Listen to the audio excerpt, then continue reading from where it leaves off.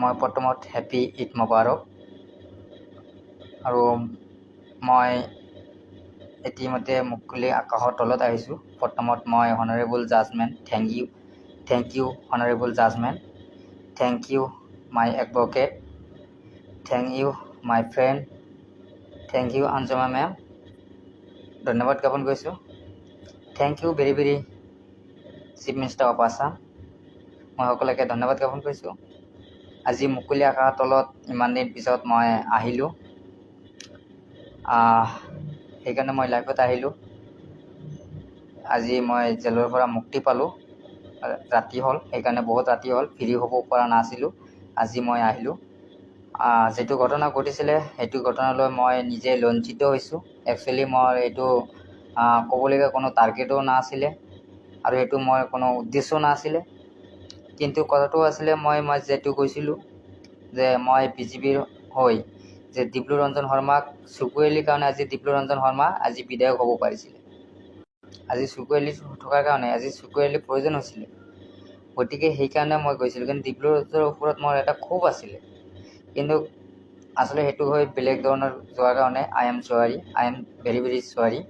সেইটো কাৰণে মই ক্ষমা খুজিছিলোঁ আৰু মই নিজে লজ্জিত হৈছোঁ, বহুত লজ্জিত হয়তো। যিহেতু কপালত আছিল সেইটো হৈছে, যিয়ে নহওক মই আপোনাৰ ওলাই আহিলোঁ। কপালত আছিল এইটো, মানুহৰ শ্লিপ অফ টান। নেতা হ'বলৈ গ'লে আজি পালি নেতাৰ বহুত কেছ থাকে, মানুহৰ বহুত কেছ আছে, বহুত নেতাৰ বহুত কেছ আছে, গতিকে সেইটোৱে থাকে, সেইটো ডাঙৰ কথা নহয়। কিন্তু মোৰ ক্ষেত্ৰত ধৰক বহুত ধৰণৰ আজি মই বিজেপিৰ খুব এইকাৰণে কৰিছিলোঁ, আজি আমি জিকাইছিলোঁ। বিজেপি হৈ আমি কোনো ধৰণৰ ফেচিলিটি পোৱা নাছিলোঁ। মই পাইছিলোঁ, নোপোৱাও নহয়, বিজেপি হৈ যিখিনি পাইছিলোঁ, মই যি ইচ্ছা কৰিলেহেঁতেন মই বহুত কিবা কিবি কৰিব পাৰিলেহেঁতেন। কাৰণ মই চেয়াৰমেন আছিলোঁ, চেয়াৰমেন থাকোঁতে মই একো চিন্তা কৰা নাছিলোঁ যে মই কিবা এটা কৰিম। মই মাৰ কাৰণে এটা অৰুণোদয়ৰ ব্যৱস্থা কৰিব পৰা নাই, পিএমৰ কাৰণেও চিন্তা কৰা নাই, নিজৰ পৰিয়ালৰ কাৰণে কোনো চিন্তা কৰা নাছিলোঁ।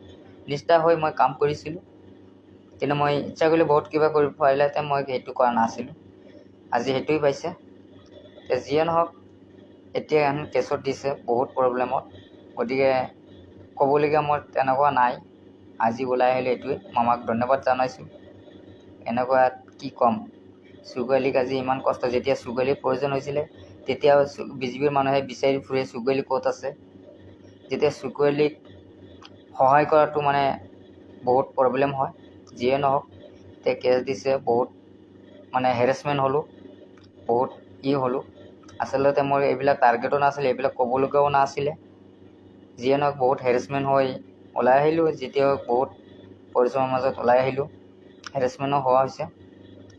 এতিয়া কেছ টানিবলৈ কাৰণে বহুত খৰচৰ কথাও আছে, কেছটো টানিব লাগিব। এতিয়া উপায় নাই, বিজেপিতো কোনো ধৰণে আমাক সহায় নকৰে, কিন্তু মই এতিয়া আৰু ভাল ৰাস্তা এটা যাই কি কৰিম।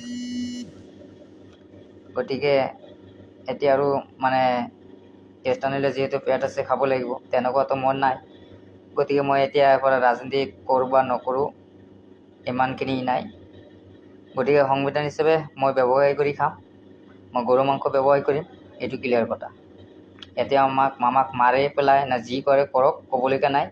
সংবিধানৰ সেইটো গৰু মাংস কোনো ইলিগেল নহয়, মই সেইটো ব্যৱসায় কৰিম। কাৰণ ইমান দিনতো বিজেপিৰ পাছে পাছে ঘূৰিলোঁ, বিজেপিৰ ফালৰ পৰা মই একো নাপালোঁ। গতিকে চুকুৱেলিৰ প্ৰয়োজন হয়, ইলেকশ্যন আহিলে চুকুৱেলিৰ প্ৰয়োজন হয়। চুকুৱেলি চব চাইডো কৰিছে, যেতিয়া ইলেকশ্যন আহে তেতিয়া চুকুৱেলিৰ প্ৰয়োজন হয়। গতিকে এটা কথাই ক'ব পাৰোঁ যে চুকুৱেলি য'ত বিৰোধী কৰিছে তেতিয়া হৈছিল, ডিব্ৰু ৰঞ্জন শৰ্মাক চুকুৱেলি জিকাৰ কাৰণে ডিব্ৰু ৰঞ্জন শৰ্মা বিধায়ক হ'ব হৈছে। কিন্তু এটাই কথা মোৰ বেছি ভাল লগা নাই, সেইকাৰণে মানে বেছি কথা নাহে।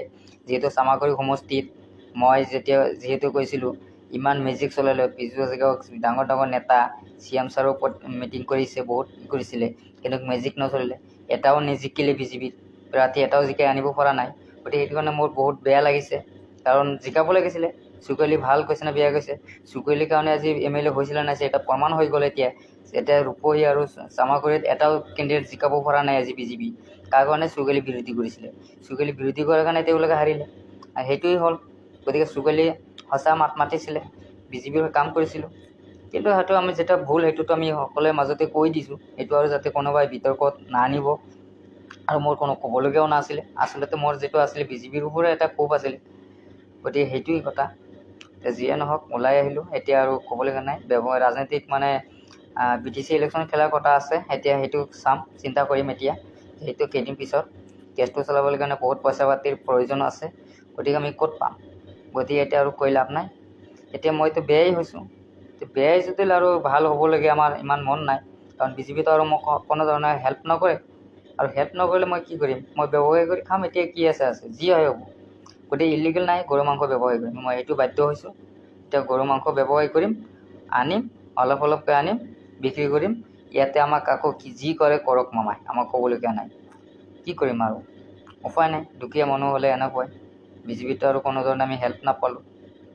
আজি মই ওলাই আহিলোঁ ইমান দিন পিছত। আপোনালোকে যাতে সেইটো যিটো মোলৈ গৈছে সেইটো যাতে আৰু কোনোবাই বিতৰ্কত নানিব, মই এইটোৱে ৰিকুৱেষ্ট কৰিছোঁ। আজি মুকলি আকাশৰ তলত আহিলোঁ, আৰু মই ধন্যবাদ জনাইছোঁ very so' much, very chief minister of Assam. গতিকে তেখেতক মই বহুত ধন্যবাদ জনাইছোঁ আন্তৰিক। আপোনালোক ভালেই থাকক, চিফ মিনিষ্টাৰ আগুৱাই যাওক, মই সেইটোৱে কামনা কৰিছোঁ। আৰু ক'বলগীয়া নাই, এইখিনি কথা হ'ল। ক'বলগীয়া মানে বহুত কথা